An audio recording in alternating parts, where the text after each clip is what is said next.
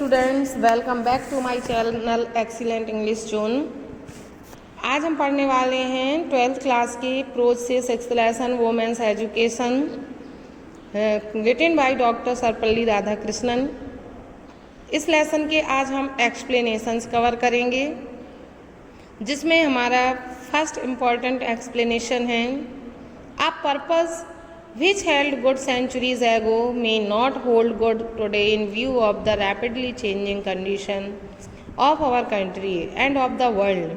So the purpose which you adopt in your life must be adapted to the relevant needs of the present generation. इस paragraph को explain करना है तो आप purpose से लेकर जनरेशन तक आएगा।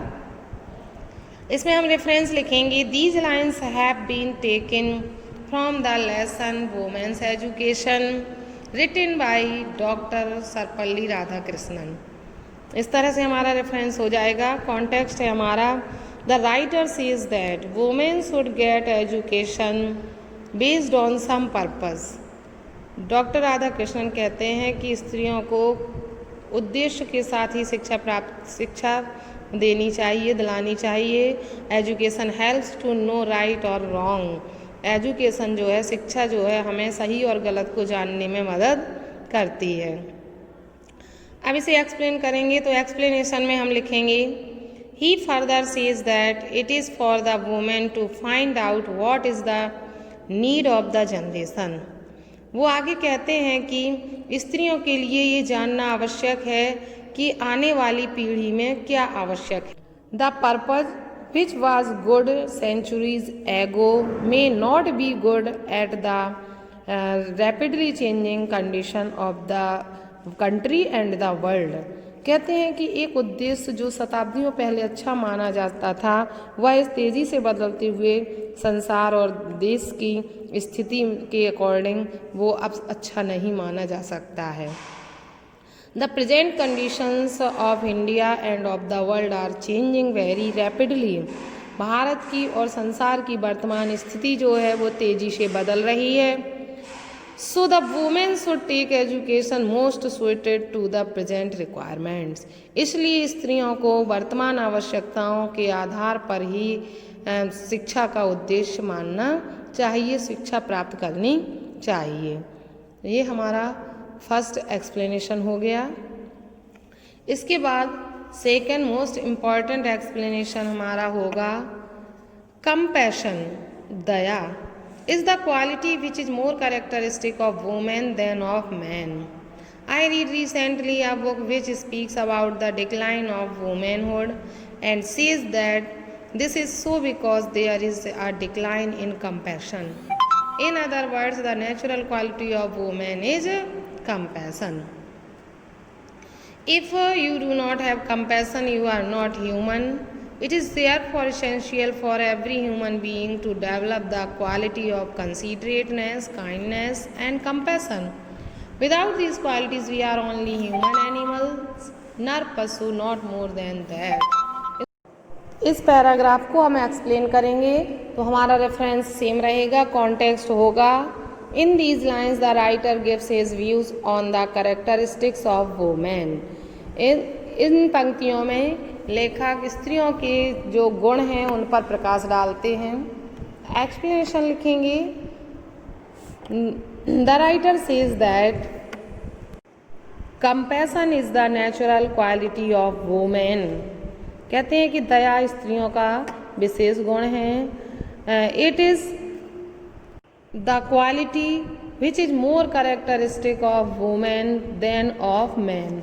यह वह गुण है जो पुरुषों की अपेक्षा स्त्रियों में अधिक पाया जाता है। It distinguishes women from man.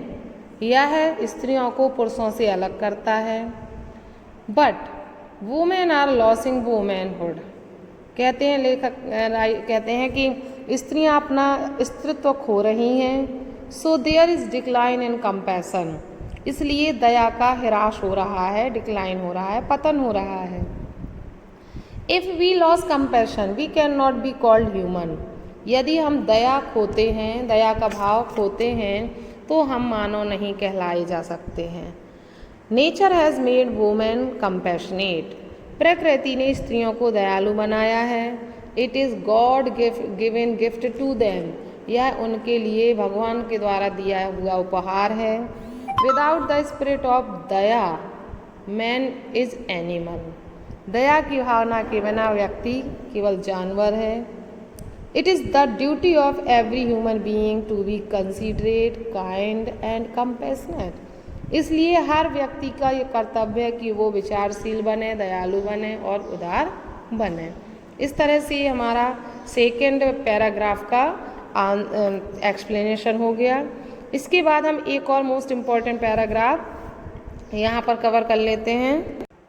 In ancient times, our women had the ceremony of Upanayan performed for them. They were entitled to a study of Vedas. They were also entitled to the chanting of Gayatri Jap. All these things were open to our women. But our civilization became arrested, and one of the main signs of that decay of our civilization is the subjection of women. यहाँ तक हम इस paragraph को cover करेंगे। तो context होगा हमारा, in these lines the writer talks about the rights of women in ancient times. इस पैराग्राफ में लेखक प्राचीन समय में स्त्रियों के अधिकारों के बारे में बात करते हैं। He also tells about the decay of our civilization, वो हमारे सभ्यता के पतन के बारे में भी बताते हैं। एक्सप्लेनेशन होगा हमारा, the writer says that in past women had many rights like उपनयन ceremony and study of Vedas. लेखक कहते हैं कि प्राचीन समय में वो स्त्रियों को उपनयन संस्कार जैसे और वेदों का अध्ययन करने के जैसे कई अधिकार थे। They were allowed to chant the Gayatri jap, उन्हें गायत्री जाप करने का भी अधिकार था। This shows that women in past had more freedom and rights than now, यह दर्शाता है कि प्राचीन समय की स्त्रियों को अब की स्त्रियों से अधिक अधिकार थे। They shared equal position in the society like man, वे समाज में पुरुषों के जैसे ही समान स्तर रखती थीं, स्टेटस रखती थीं, अधिकारों का आनंद लेती थीं। But when our civilization began to decline, लेकिन जब हमारी सभ्यता का पतन होने लगा तो it affected women's position in society, तो इसने समाज में स्त्रियों के अस्तित्व को प्रभावित किया।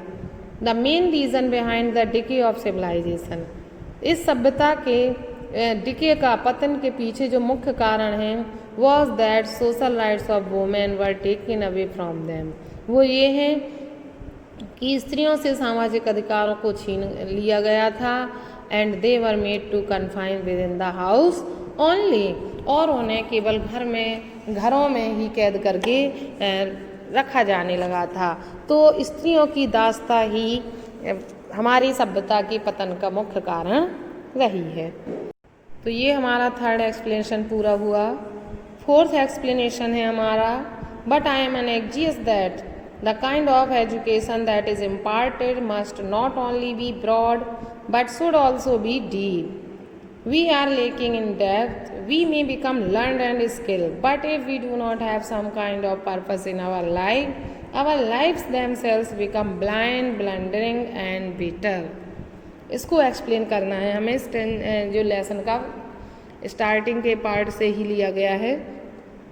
कॉन्टेक्स्ट है हमारा, in these lines the author tells us how to improve the education of girls in India. इन लाइनों में लेखक हमें बताते हैं कि किस तरह से भारत में गर्ल्स एजुकेशन में इम्प्रूवमेंट किया जा सकता है, सुधारा जा सकता है। He also advises us to have some purpose in our life, वो जीवन में कुछ उद्देश्य रखने की भी सलाह देते हैं। एक्सप्लेनेशन में हम राइट करेंगे, the author strongly desires that the modern education should give us full knowledge of the broad world around us. लेखक स्ट्रॉन्ग इच्छा रखता है, तीव्र इच्छा रखते हैं कि जो मॉडर्न एजुकेशन है वह हमारे चारों ओर के विस्तृत संसार का ज्ञान देने वाली होनी चाहिए। एट द सेम टाइम, और उसी समय, it should give us deep and complete knowledge of things related to us, उसके साथ साथ यह हमें हमसे संबंधित वस्तुओं की पूरी जानकारी देने वाली भी होनी चाहिए। At present our schools and college do not give us deep knowledge, वर्तमान में हमारे स्कूल और कॉलेज गहरा ज्ञान नहीं देते हैं। After becoming learned and skilled, विद्वान और निपुण बनने के बाद we must have some sort of aim in our life, हमें अपने जीवन में किसी प्रकार का उद्देश्य भी रखना चाहिए। An aimless person behaves like a blind man, एक निरुद्देश्य व्यक्ति एक अंधे व्यक्ति के समान व्यवहार करता है। ही कमिट्स सीरियस मिस्टेक्स, वह गंभीर गलतियां करता है। And his life does not remain pleasant, और उसका जीवन सुखद नहीं रहता है। तो इस तरह से हमने इस लेसन के 4 इम्पॉर्टेंट एक्सप्लेनेशंस कवर किए हैं जो 100% इम्पॉर्टेंट है एग्ज़ाम के लिए। तो इनको ज़रूर पढ़ें, समझें। वीडियो अच्छा लगा हो तो वीडियो को लाइक करें और कमेंट बॉक्स में कमेंट करके ज़रूर बताएं। और अगर आप इसी तरह से अपने कोर्स को कंप्लीट करना चाहते हो तो चैनल को सब्सक्राइब करें, चैनल से जुड़े रहें और बेल आइकन प्रेस करना ना भूलें। Thanks for watching video.